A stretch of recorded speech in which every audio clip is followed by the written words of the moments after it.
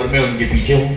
मुझे थोड़ा दे देना क्योंकि ये तो अनाउंसर है, ये तो सर आपसे डेली का काम है और मेरा क्या है कि मेरा सॉफ्ट काम है गाने का। बिल्कुल वो आपको आज करना है। आप सभी का बहुत बहुत स्वागत। मुझे यूनुस खान कहते हैं, मैं विविध भारती में काम करता हूँ और मैं चंदन दास, मुझे याद है कि गजल गा रहा हूँ 47 इयर्स हो गए। जरा सोचिए कि आप में से बहुत सारे ऐसे लोग मैं देख रहा हूँ जिनकी उम्र 47 नहीं है, उससे ज्यादा से चंदन जी गा रहे हैं।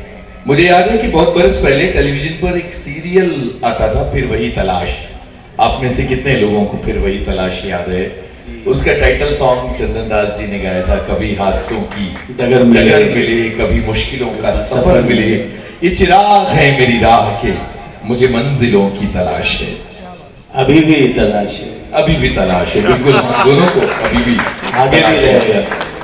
और गजलों का वो सुनहरा दौर, जब कैसेट्स की शक्ल में गजलें हमारे घरों में, हमारे टेप रिकॉर्डर्स में सज जाती थी और चंदन दास की आवाज में गूंजती थी गजल की खुशबू की तरह आया वो तेज हवाओं में, मांगा था जिसे हमने दिन रात दुआओं में।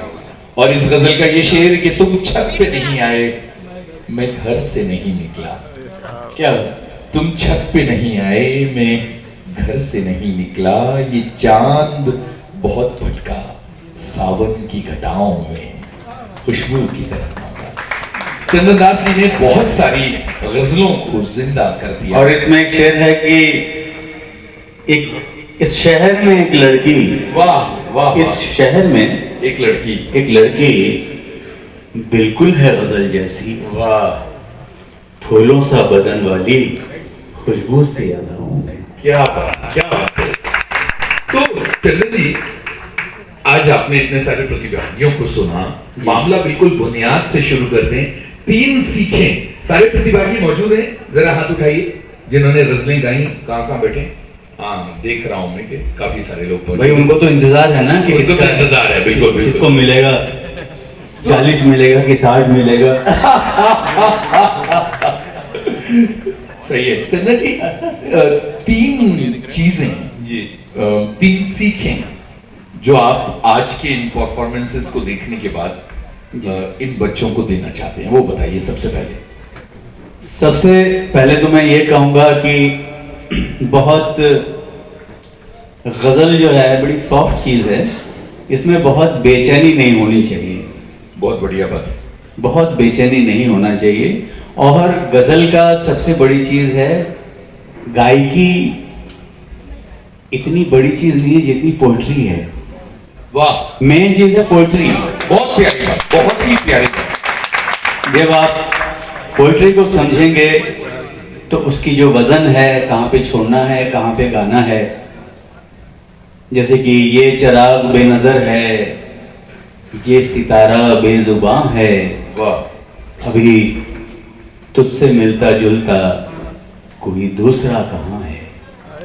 तो इस तरह की जो चीजें हैं, और जो गायकी में अगर आपको बहुत ज्यादा क्लासिकल गाना है, सरगम करना है, तो आप क्लासिकल गाओ, लेकिन शेरों में जो है, शेर की जो खूबसूरती है वो बिगड़ना नहीं चाहिए, वो खराब नहीं होना चाहिए, इसका ध्यान देना चाहिए।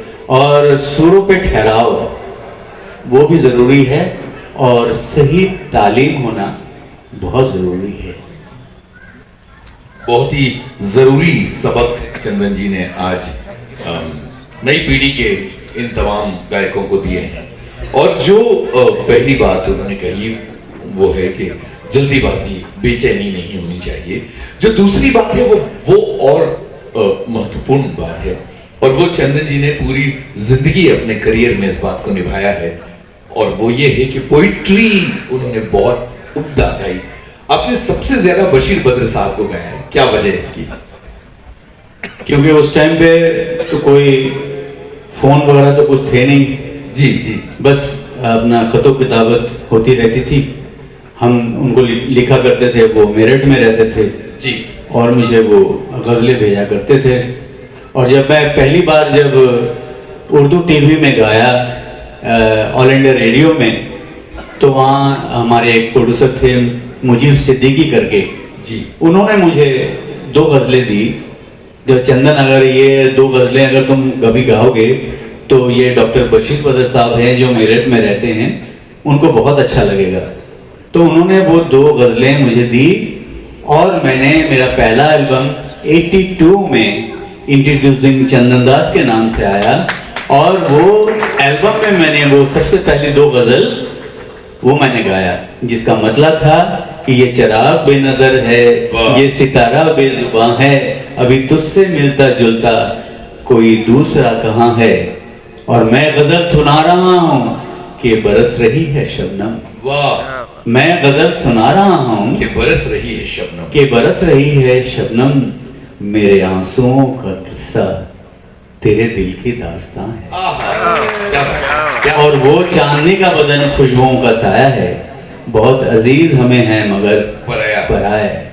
उतर भी आओ कभी आसमां के जीने से, उतर भी आओ कभी आसमां के जीने से, तुम्हें खुदा ने हमारे लिए बनाया। क्या ये 2 गज़ल उन्होंने दी और मैंने रिकॉर्ड किया, और वो एल्बम उस टाइम पे ये था कि एलपी रिकॉर्ड था, वो आया उस टाइम पे और लोगों ने सुना और पसंद किया और मुझे बहुत अच्छा लगा।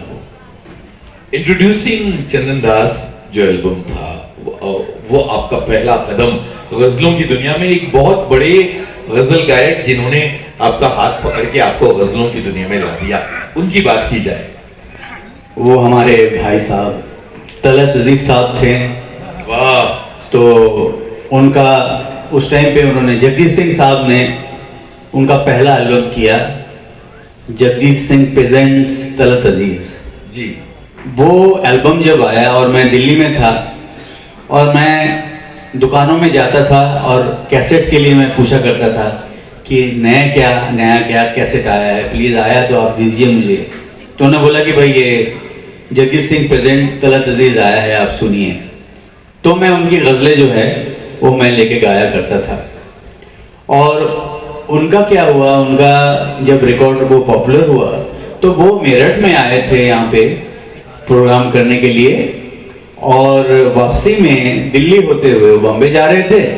तो उन्होंने मुझसे मुलाकात की और उन्होंने मुझे कहा कि चंदन, ऐसा है कि नए लोगों को म्यूज़िक इंडिया प्रमोट कर रहे हैं, अगर तुम इंटरेस्टेड हो तो आप आ सकते हो। मैंने बोला क्यों नहीं।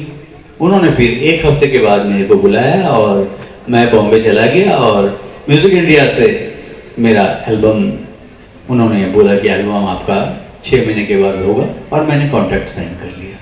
ये तलत अजीज साहब की मेहरबानी से हुआ। क्या बात, क्या बात। जो एक गजल सिंगर को आगे बढ़ाया। यहाँ बहुत इंपॉर्टेंट कुछ बातें हैं, मैं आपको बताता हूँ। देखिए कैसे बातों के बीच में बातें छिपी होती हैं। चंदन जी ने बताया कि जगजीत सिंह ने तलत अजीज साहब को लॉन्च किया, उनका एल्बम लॉन्च किया। मुझे याद है एक बहुत इंपॉर्टेंट एलपी आई थी 80 में, Jagjit Singh presents the talent of 80s। बेमिसाल गजल गायक उस एलपी के जरिए निकले। फिर तलत अजीज साहब निकले जिन्होंने चंदन जी को आगे बढ़ाया। और ये सिलसिला देखिए किस तरह का है कि एक दूसरे से मुकाबला नहीं है, एक दूसरे का हाथ पकड़ के उसे आगे बढ़ाने का जज्बा है। ये कितनी कमाल की चीज है। लेकिन यहाँ एक